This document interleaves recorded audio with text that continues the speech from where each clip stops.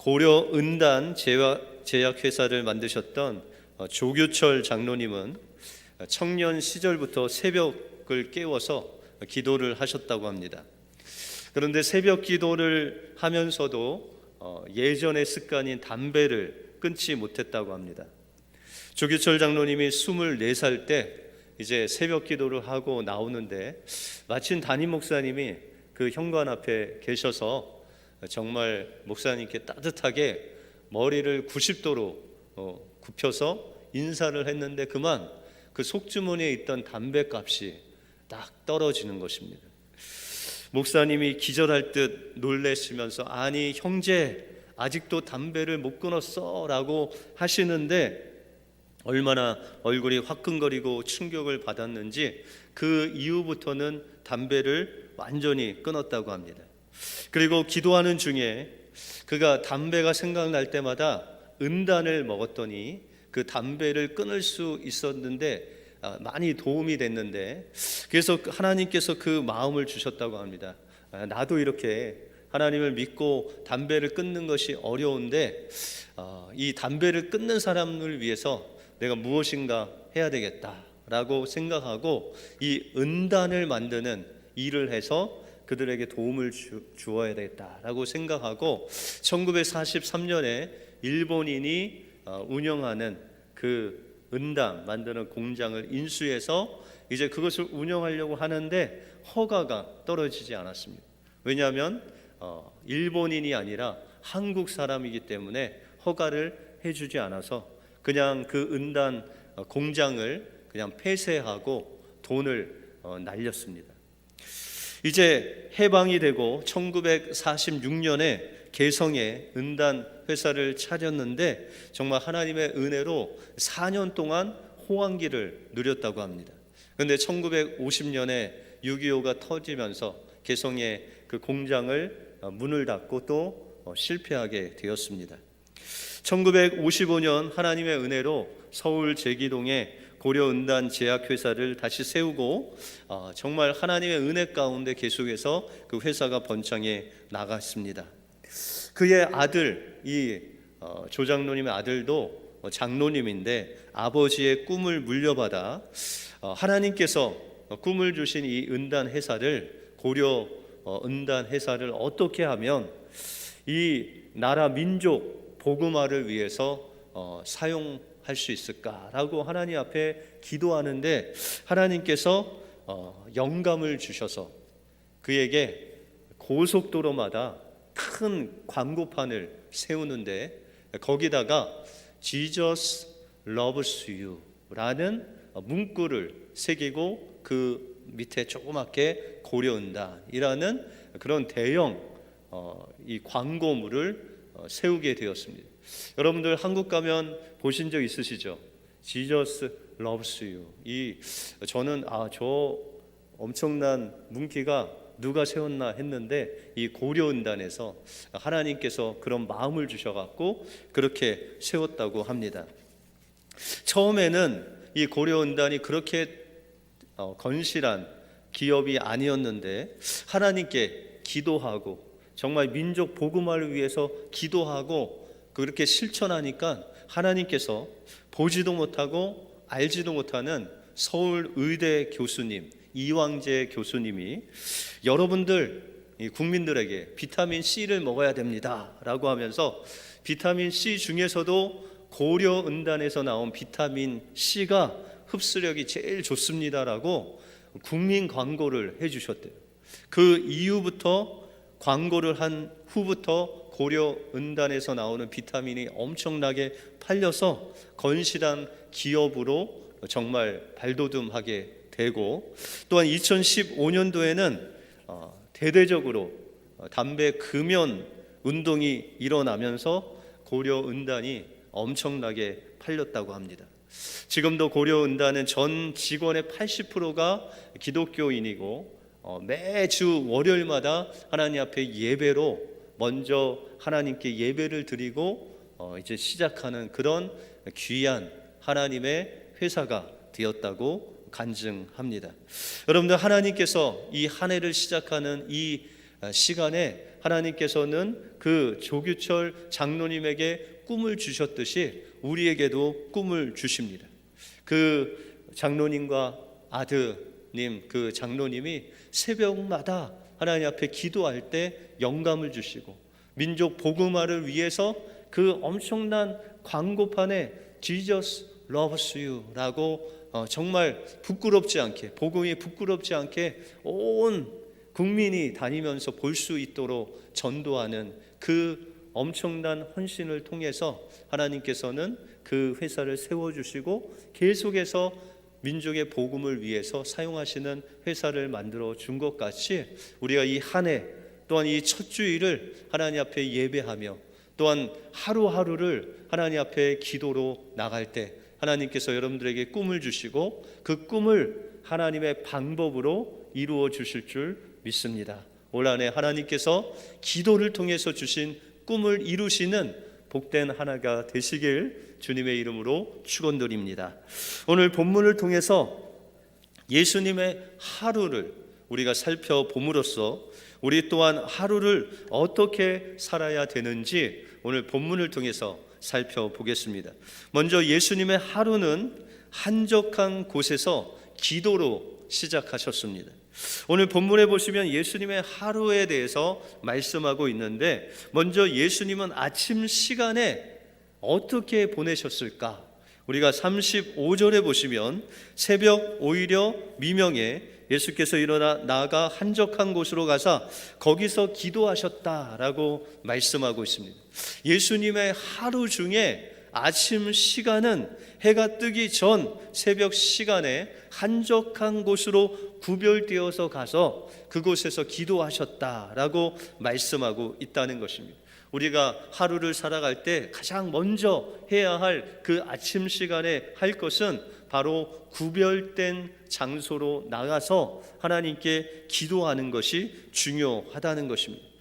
그래서 할 수만 있으면 우리가 잠에서 깨어서 그 첫 시간을 구별된 장소에서 옮겨서 하나님 앞에 기도하는 것이 중요하다라는 것입니다.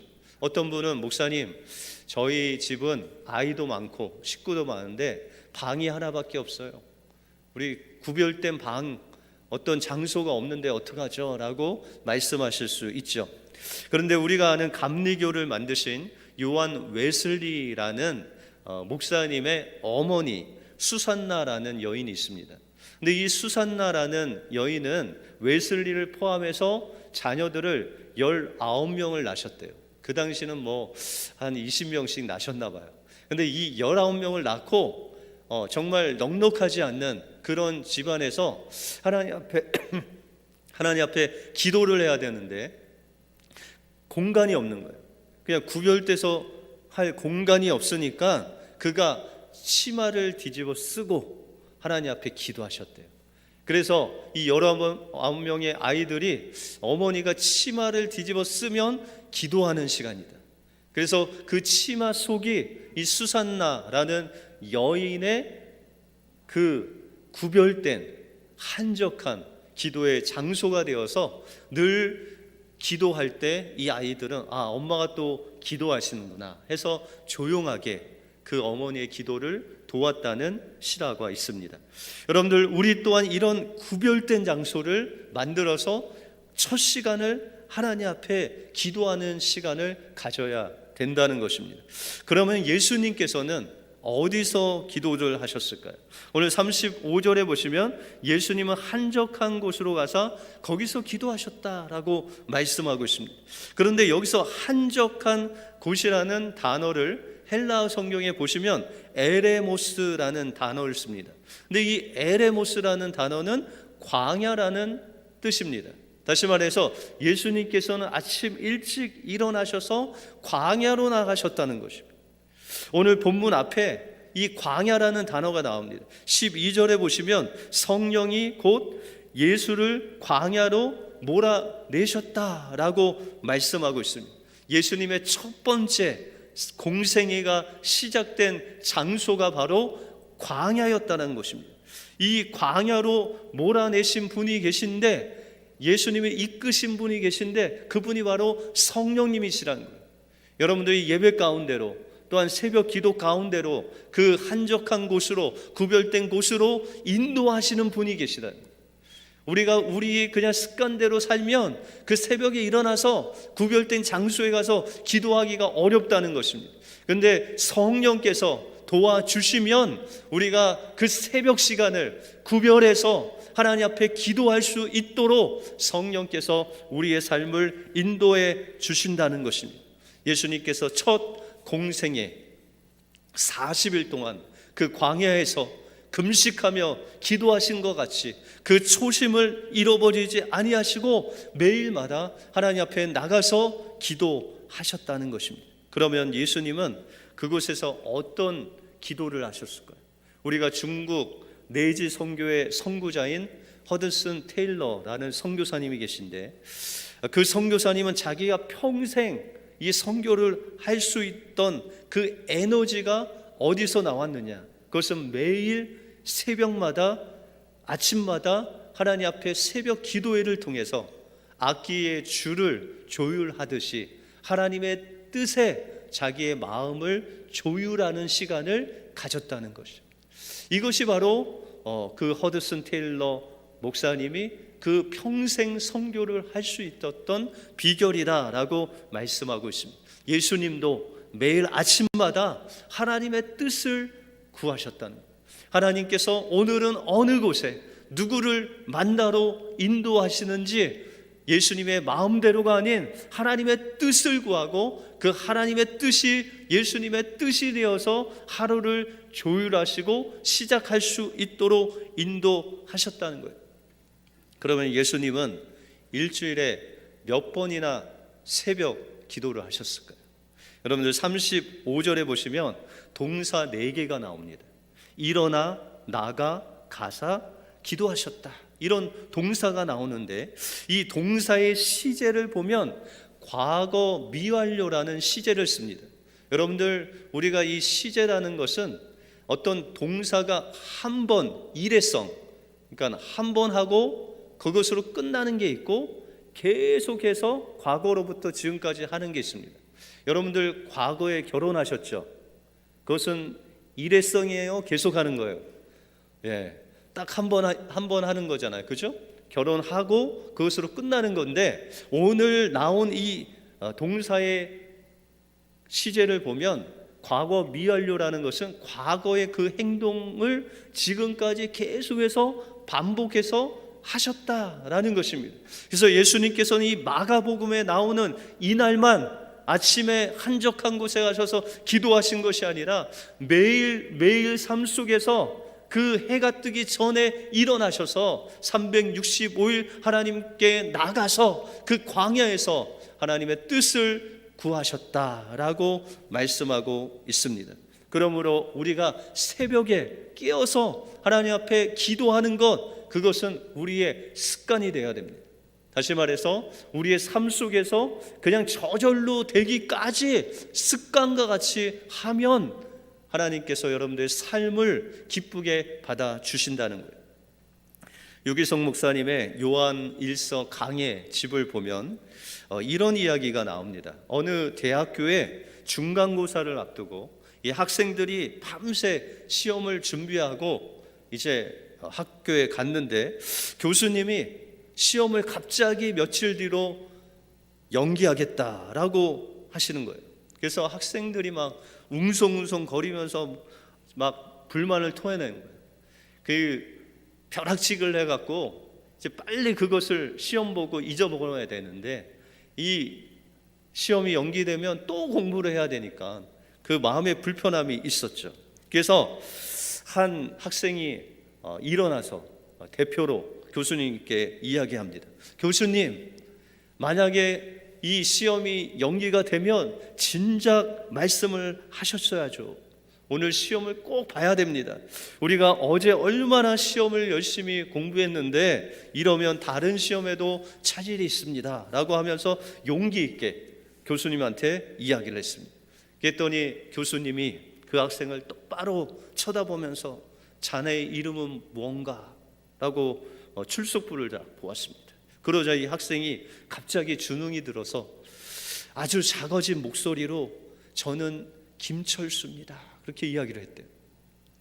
교수님은 출석부를 펴 보이면서 자네 김철수 아주 용감하군, 자신의 의견을 당당하게 말할 수 있는 것을 내가 높이 평가해서 자네는 오늘 시험 안 봐도 내가 A 학점을 주겠네 라고 그렇게 이야기하시는 겁니다. 그랬더니 그 학생의 얼굴이 사색이 돼서 그 교수님께 너무 당황해서 이렇게 이야기를 했습니다. 교수님, 아까는 제가 당황해서 제 이름을 잘못 말했습니다. 제 이름은 이영길입니다 라고 그렇게 이야기를 했대요. 여러분들, 이 이영길 학생의 몸에는 뭐가 배어 있는 거죠? 거짓말이 배어 있었어요. 그래서 혹시나 자기에게 불이익이 당할까 봐 남의 이름으로 이야기했는데 결과적으로는 그 거짓말한 것을 교수님에게 들키고 말았던 것입니다. 여러분들, 우리가 그냥 우리 마음대로 하루를 살면 절대로 이 새벽 기도 또한 기도함으로 하나님 앞에 나갈 수 없다는 것입니다. 우리가 부지런히 예수님을 성령께서 그 광야로 인도하셨듯이 우리가 하루의 삶을 성령님께 맡겨 드릴 때 우리의 삶의 습관이 기도하는 습관으로 변화되어서 하나님과 정말 그 마음을 같이 나누고 하나님의 뜻을 갖고 시작할 수 있는 놀라운 예수님의 삶이 우리의 삶이 될 수 있다는 것입니다. 올 한 해 하루하루가 모아져서 한 해가 될 줄 믿습니다. 그 하루를 예수님이 그랬던 것처럼 정말 한적한 곳에 나가서 성령의 도우심을 받아 하나님의 뜻을 구하심으로 올 한 해 주님과 동행하시는 여러분들의 삶이 되시길 주님의 이름으로 축원드립니다. 다음으로 예수님의 하루는 분명한 목적이 있는 삶이었다라고 말씀하십니다. 예수님이 아침에 기도로 시작하셨다면 예수님은 낮에는 무엇을 하셨을까요? 오늘 본문 앞쪽에 32절 이하에 보시면 저물어 해질 때에 모든 병자들과 귀신 든 자를 예수께 데려오니 온 동네가 문 앞에 모였더라. 예수께서 각생 병든 많은 사람들 고치시고 많은 귀신들을 내어 쫓으셨다라고 말씀하고 있습니다. 예수님께서 낮에는 병든 자, 귀신 들린 자, 정말 그 죄악의 노예로 사로잡힌 자들을 하나님의 말씀으로 예수 그리스도의 이름으로 자유함을 주셨다는 거예요. 또한 성경에 보시면 예수님의 수많은 사람들이 몰려오므로 때로는 식사할 겨를이 없어 정말 바쁘게 낮에는 사역을 하셨다는 거예요. 이렇게 사역을 하다 보니 우리가 마태복음 14장에 보시면 오병이어의 엄청난 기적을 베푼 후에 많은 사람들이 예수님을 무엇으로 삼으려고 했죠? 왕으로, 임금으로. 왜요? 예수님만 따라다니면 먹을 것이 있다라고 하면서 예수님을 임금으로 삼으려고 했다라고 말씀하고 있습니다.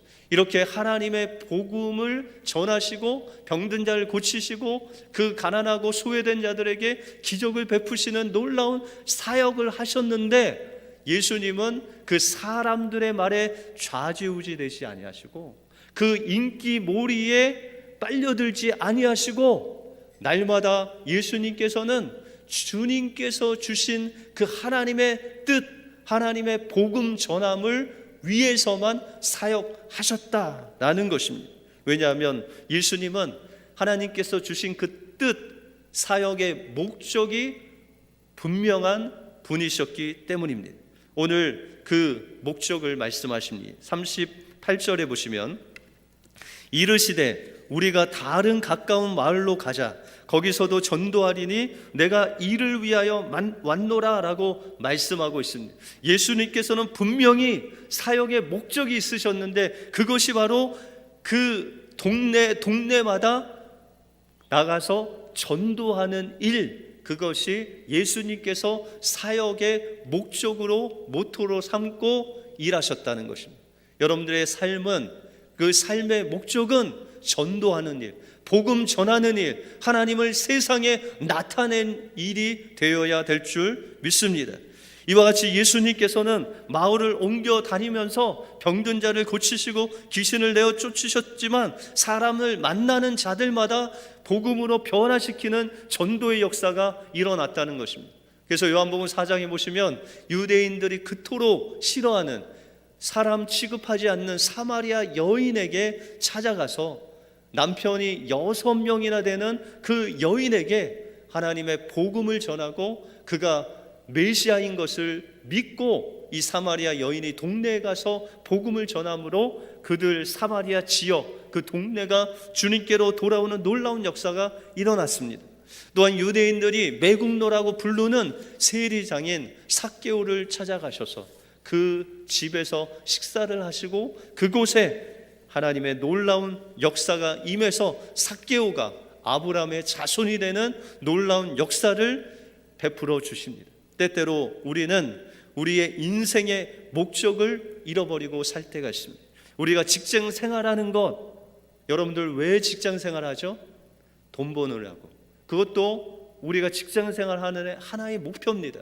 그런데 하나님께서 궁극적으로 우리가 직장을 갖고 돈을 벌게 하신 그 목적은 바로 그 직장 생활을 통해서 하나님의 복음, 그 선한 영향력을 그곳에 있는 사람들에게 끼치라고 하나님께서 보내주신 사명지가 바로 여러분들의 직장이고 가정이고 여러분들의 학교고 여러분들이 일하는 곳이다 라고 말씀하고 있다는 것입니다.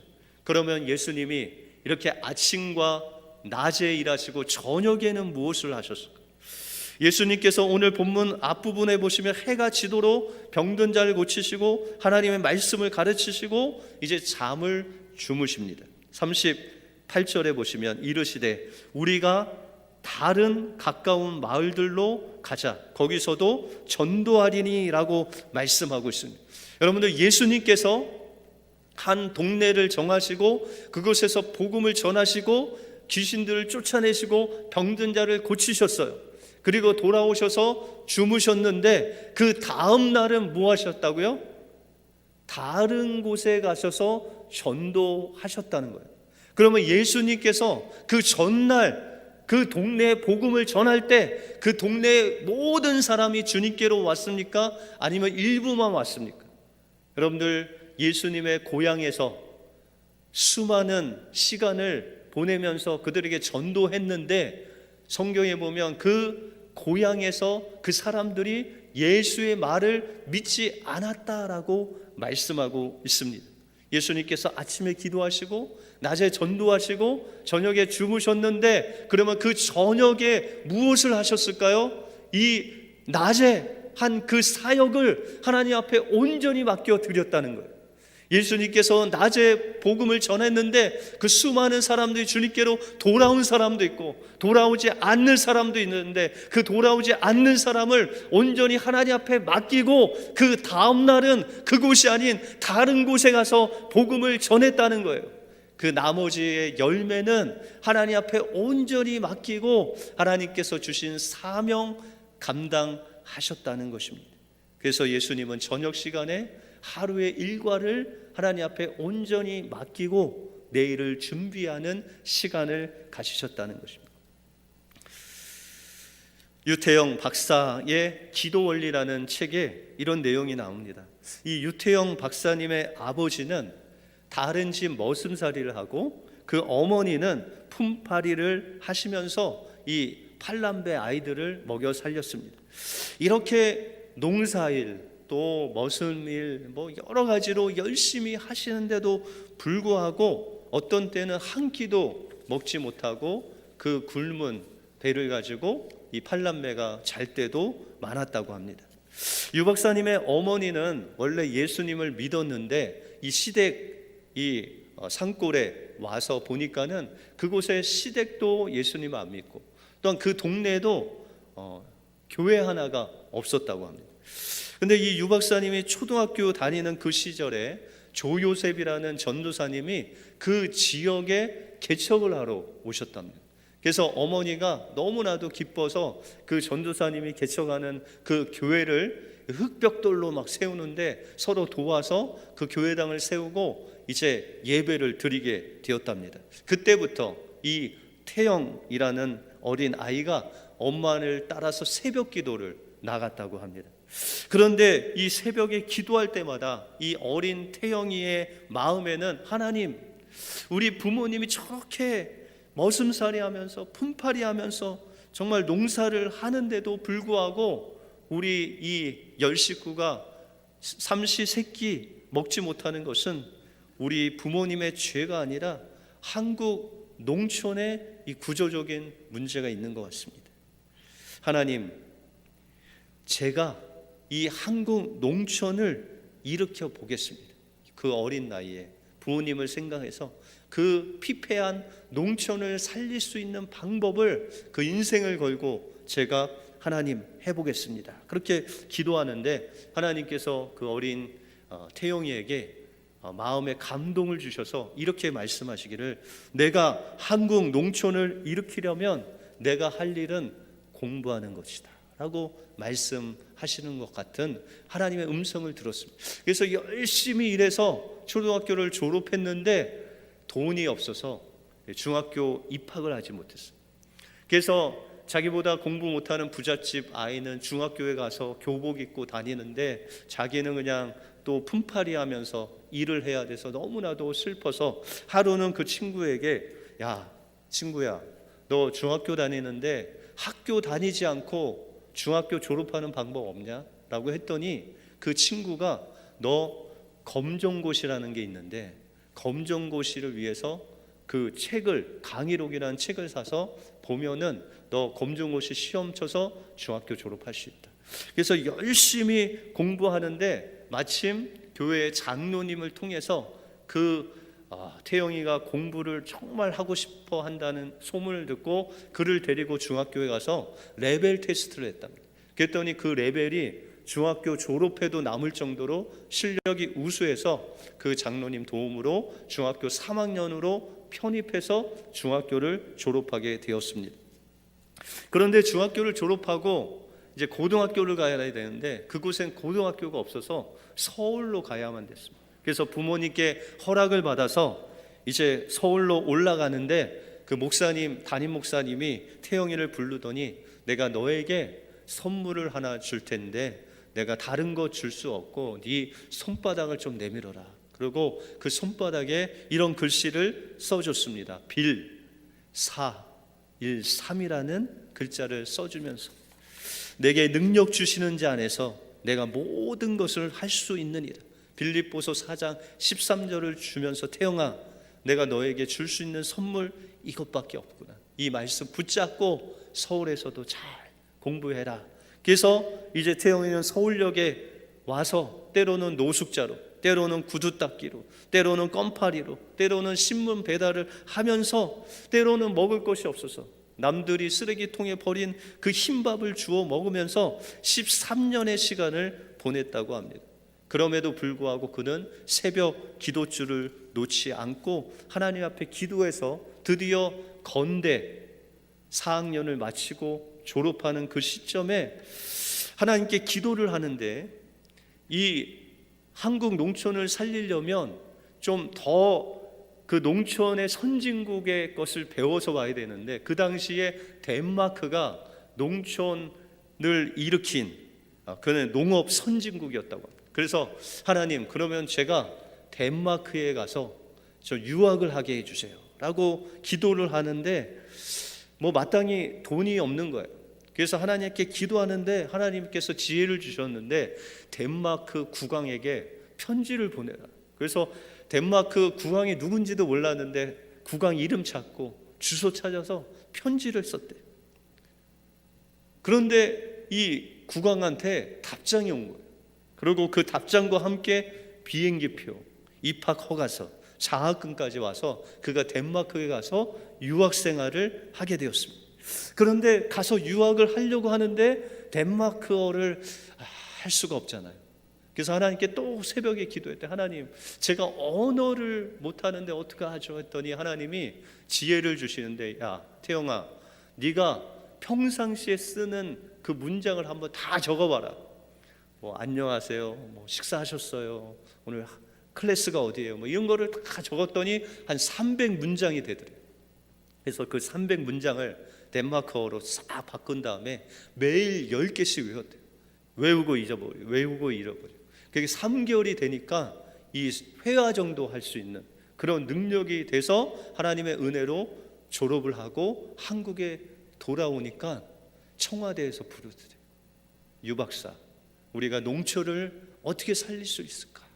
그래서 새마을 운동을 시작했고 하나님의 은혜로 그 새마을 운동이 엄청나게 성공을 이루었다고 합니다.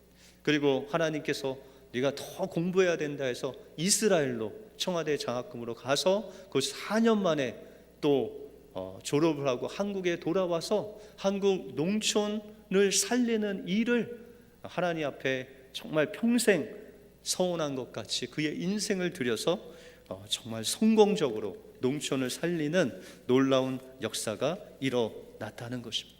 여러분들, 이 유태영 박사님 그 정말 가난한 그 상황 속에서도 새벽에 하나님 앞에 나가 그 구별된 기도를 드리고 하나님께서 주신 꿈을 가지고 하나님께서 하나님의 방법으로 그 꿈을 이루어 가셨던 목적 있는 삶을 사시고 또한 그 모든 것들을 하나님께 맡길 때 하나님께서는 그를 통해서 한국의 농촌을 살리는 놀라운 역사를 이루었다는 것입니다.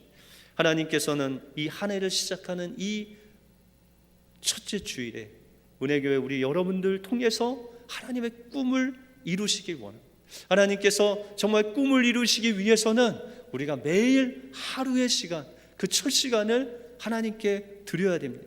그리고 우리가 어디에 있든지 간에 하나님께서 주신 그 복음의 사명 잃어버리지 않고 우리의 인생의 목적이 바로 하나님의 복음을 전하는 그 목적을 가지고 하나님 앞에 기도하며 나갈 때 하나님께서는 우리를 책임져 주실 뿐만 아니라 하나님의 방법으로 여러분들의 삶을 통해서 여러분들의 인생을 책임져 주시고 여러분들을 통해서 그 복음의 사역을 완성해 나갈 줄 믿습니다. 여러분들의 하루가 전도의 목적을 가지고 기도로 수산나 그 어머니가 그 치마 속에서 기도한 것 같이 하나님 앞에 기도하며 하나님 앞에 모든 여러분들의 인생을 맡기며 나갈 때 주님과 함께 동행하시는 복된 한 해가 되시길 주님의 이름으로 축원드립니다. 기도하겠습니다.